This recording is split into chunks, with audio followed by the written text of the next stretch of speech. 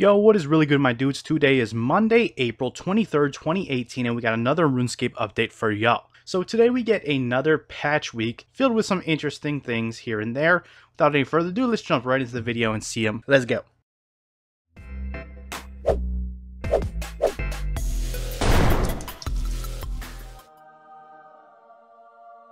Alright guys, so I'm going to cover some of the bigger patches first, and then we'll go into the patch notes right after that. So first up, we got Tier 92 dies. The Khopesh of Tumekin and Elidinus, as well as the Wand of the Praesel and Imperium Core, now have the ability to be dyed with the Barrows, Blood, Shadow, and Third Age dies. They originally planned to release this a few months back, but the community said that they didn't like how they looked because they did show them off in a quick video, so they went back to the drawing boards and fixed them. So they are now finally out. Also, we got some additional rewards if you have completed Evil Dave's Big Day Out. You can now catch hell rats with your bare hands to get spices for spicy stew.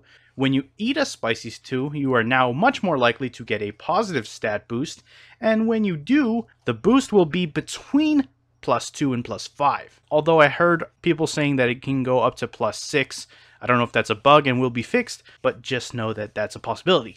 Now, examining on the stews caught from the hell rats have been updated to tell you exactly what sort of stat boosts you can make with them. And finally, you can reclaim Dave's spellbook and use it to chip certain teletabs using Evil Dave's unique insight into teleportation. The new locations that you can tele to are: Varrock will take you in front of the museum, Lumbridge will take you south of the entrance for the Lumbridge crater, Falador will take you to the South Falador gate, Camelot will take you to the Catherby docks, Ardoyne will take you to West Ardoyne, and the Watchtower will take you to the Observatory House. Bear in mind that's the house, not the actual tower on the hill.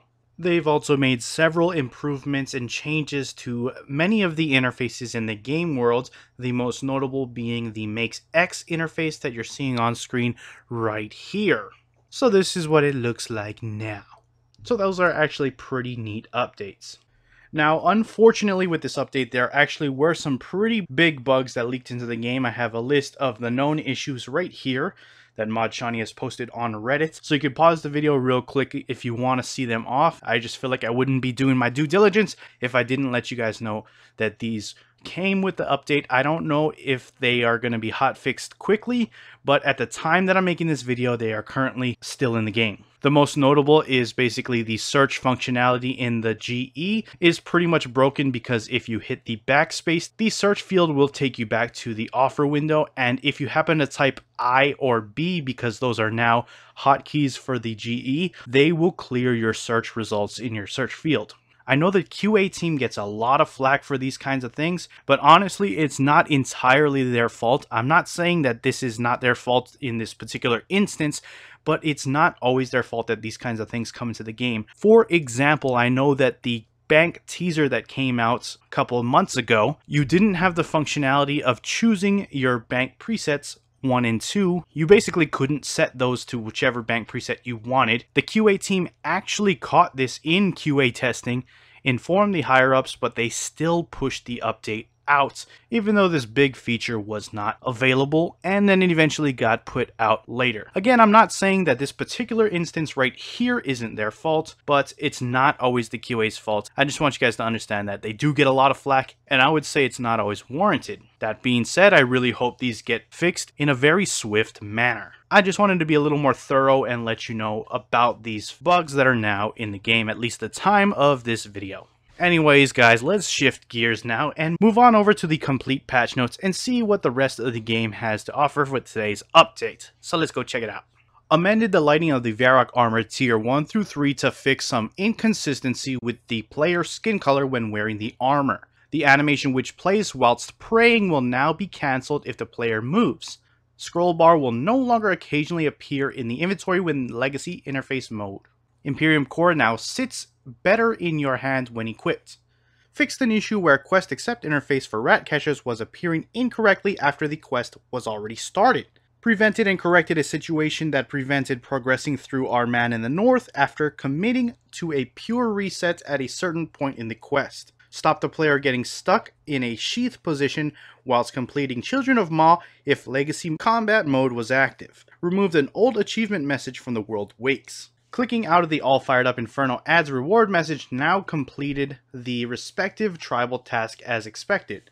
Various fixes have been made to the Combat Academy to accommodate how the combat system and UI have evolved since 2012. The default action bars attached to the setup action bar have been updated to suit Revolution++. The Constitution level of food has been added to its tooltip. Two-handed and dual-wield icons on tooltips in the Magic ability book now display its magic rather than melee. Significantly optimize the scripts on interfaces that use old drop-down menus. These drop-downs now use a dynamic version which should make things much smoother.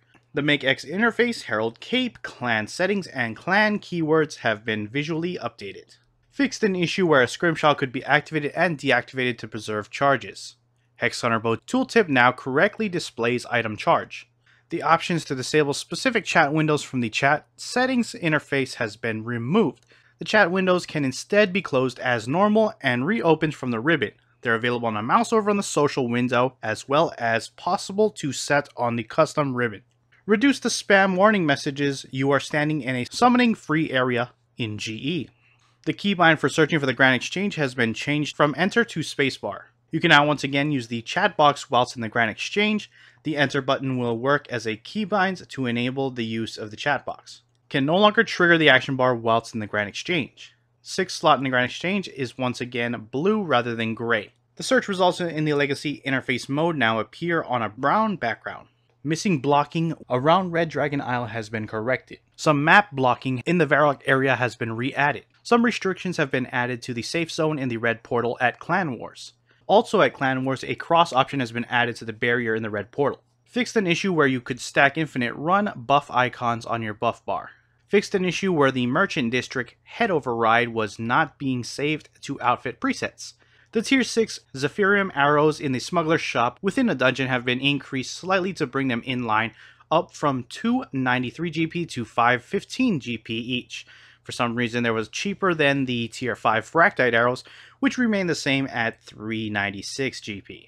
Fixed Heartwind being visible in free-to-play worlds. You're now able to deactivate auras from the equipment screen within the bank. The Advanced Sweeping achievement has been adjusted to complete only after all of its criteria have been met. Agility tops from the Agility Pyramid now sell for twice the value upon completion of the Elite Desert tasks. Renamed all the Blessed Dragonhide armor items from Treasure Hunter to better reflect that they are actually Blessed Dragonhide. They are now named Blessed Dragonhide Armor parentheses the god associated with the armor. The circus barkers have retired and no longer appear around the world to announce the location of the circus. The interface when choosing token type usage within the Warriors Guild has been updated. Players can now hide their username while logging in. This option is located beside the Remember Me checkbox above the password entry. Players who don't own the Oddball Aura no longer have it appearing on their right-click favorite menu for auras. Additionally, you'll no longer get false information if using the same client for multiple accounts that have different versions of the same aura. This, in part, caused the bug where the Oddball Aura was appearing when it shouldn't have been. And that is it for your patch notes. Links to that will be down in the description below if you want to go check them out for yourself, so head on over there. And that will wrap it up for the video. If you enjoyed it, hit that like button. If you are not subscribed yet and you want to stay up to date on all things RuneScape related, then hit that subscribe button. Anyways, I appreciate you watching. I am out. Peace.